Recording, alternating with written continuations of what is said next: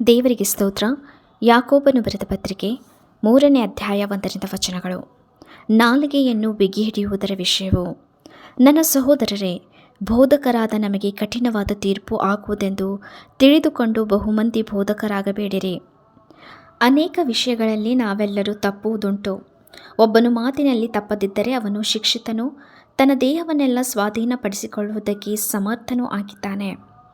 ನಾವು ಕುದುರೆಗಳನ್ನು ಸ್ವಾಧೀನ ಮಾಡಿಕೊಳ್ಳಬೇಕೆಂದಿರುವಾಗ ಅವುಗಳ ಬಾಯಿಗೆ ಕಡಿವಾಣ ಹಾಕುತ್ತೇವಲ್ಲ, ಆಗ ಅವುಗಳ ದೇಹವನ್ನೆಲ್ಲ ತಿರುಗಿಸುವುದಕ್ಕೆ ಆಗುತ್ತದೆ.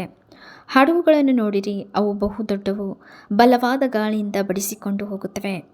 ಆದರೂ ನಡೆಸುವವನು ಬಹು ಸಣ್ಣ ಚುಕ್ಕಾಣಿಯಿಂದ ಅವುಗಳನ್ನು ತನ್ನ ಮನಸ್ಸಿಗೆ ಬಂದ ಕಡೆಗೆ ತಿರುಗಿಸುತ್ತಾನೆ.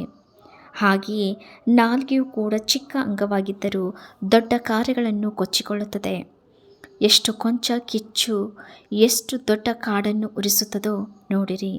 ನಾಲಿಗೆಯು ಕಿಚ್ಚೆ.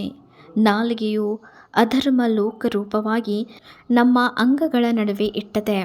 ಅದು ದೇಹವನ್ನೆಲ್ಲ ಕೆಡಿಸುತ್ತದೆ. ತಾನೇ ನರಕದಿಂದ ಬೆಂಕಿ ಹತ್ತಿಸಿಕೊಳ್ಳುತ್ತಾ ಪ್ರಪಂಚವೆಂಬ ಚಕ್ರಕ್ಕೆ ಬೆಂಕಿ ಹಚ್ಚುತ್ತದೆ. ನರಜಾತಿಯು ಸಕಲ ಜಾತಿಯ ಮೃಗ, ಪಕ್ಷಿ, ಕ್ರಿಮಿ, ಜಲಚರಗಳನ್ನು ಹತೋಟಿಗೆ ತರುವುದುಂಟು ಮತ್ತು ತಂದದ್ದುಂಟು. ಆದರೆ ನಾಲಿಗೆಯನ್ನು ಯಾವ ಮಾನವನು ಹತೋಟಿಗೆ ತರಲಾರ. ಅದು ಸುಮ್ಮನಿರಲಾರದ ಕೆಡುಕಾಗಿದೆ, ಮರಣಕರವಾದ ವಿಷದಿಂದ ತುಂಬಿಯದೆ. ನಾಲಿಗೆಯಿಂದ ತಂದೆಯಾದ ಕರ್ತನನ್ನು ಕೊಂಡಾಡುತ್ತೇವೆ. ಅದರಿಂದಲೇ ದೇವರ ಹೋಲಿಕೆಗೆ ಸರಿಯಾಗಿ ಉಂಟು ಮಾಡಲ್ಪಟ್ಟ ಮನುಷ್ಯರನ್ನು ಶಪಿಸುತ್ತೇವೆ. ಅದೇ ಬಾಯಿಂದ ಸ್ತುತಿ ಶಾಪ ಎರಡೂ ಬರುತ್ತವೆ. ನನ್ನ ಸಹೋದರರೇ, ಹೀಗಿರುವುದು ಯೋಗ್ಯವಲ್ಲ. ಓಟೆಯ ಒಂದೇ ಬಾಯಿಂದ ಸಿಹಿನೀರು ಕಹಿನೀರು ಎರಡು ಹೊರಡುವುದುಂಟೆ? ನನ್ನ ಸಹೋದರರೇ, ಅಂಜೂರದ ಮರವು ಎಣ್ಣೆ ಮರದ ಕಾಯಿ ಬಿಡುವುದೋ, ದ್ರಾಕ್ಷಿ ಬಳ್ಳಿಯಲ್ಲಿ ಅಂಜೂರದ ಹಣ್ಣಾಗುವುದೋ? ಹಾಗೆಯೇ ಉಪ್ಪು ನೀರಿನ ಬಾಯಿಂದ ಸಿಹಿ ನೀರು ಬರುವುದಿಲ್ಲ. ನಿಜವಾದ ಜ್ಞಾನದ ಲಕ್ಷಣಗಳು. ನಮ್ಮಲ್ಲಿ ಜ್ಞಾನಿಯೂ ಬುದ್ಧಿವಂತನೂ ಯಾರು? ಅಂಥನು ಯೋಗ್ಯವಾಗಿ ನಡೆದುಕೊಂಡು ಜ್ಞಾನದ ಲಕ್ಷಣವಾಗಿರುವ ಶಾಂತಗುಣದಿಂದ ಅದರ ಫಲವನ್ನು ತೋರಿಸಲಿ. ಆದರೆ ತೀಕ್ಷ್ಣವಾದ ಮತ್ಸರವೂ ಪಕ್ಷಭೇದವೂ ನಿಮ್ಮ ಹೃದಯದೊಳಗೆ ಇರುವಲ್ಲಿ ನೀವು ಸತ್ಯಕ್ಕೆ ವಿರುದ್ಧವಾಗಿ ಸುಳ್ಳಾಡಿ ಹೊಗಳಿಕೊಳ್ಳಬೇಡಿರಿ.